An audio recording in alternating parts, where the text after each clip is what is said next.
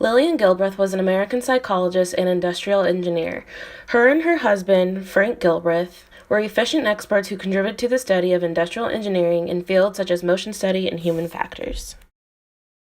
Lillian Gilbreth attended Brown University, where she earned her Ph.D. in psychology in 1915.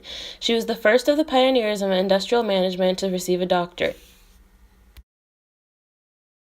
Lillian Gilbreth not only earned her Ph.D., was a wife, but she was also a mother to 12 children. The books Cheaper by the Dozen and Bells on Their Toes, written by her children Ernestine and Frank Jr., tell the story of their family of life with 12 children.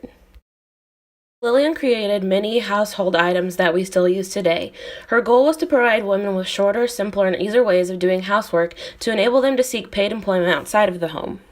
Some of these household items include cabinets and refrigerators, trash cans with foot pedals, and household mixers. Some of Lillian's work includes marketing research for Johnson & Johnson, and in 1926, her efforts to improve women's spending decisions during the first years of the Great Depression. She also helped companies such as Johnson & Johnson and Macy's with their management departments. When Johnson & Johnson hired her as a consultant to do marketing research on sanitary napkins, the firm benefited in 3 ways. First, it could use her training as a psychologist in the measurement and analysis of attitudes and opinions. Second, it could give her experience as an engineer specializing in the interaction between bodies and material objects. Third, she would be a public image as a mother and a modern career woman to build consumer trust.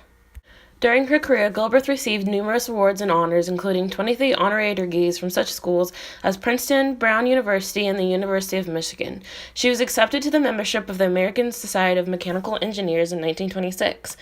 Along with all of her educational work, she decided to become a teacher as she was always interested in teaching and education.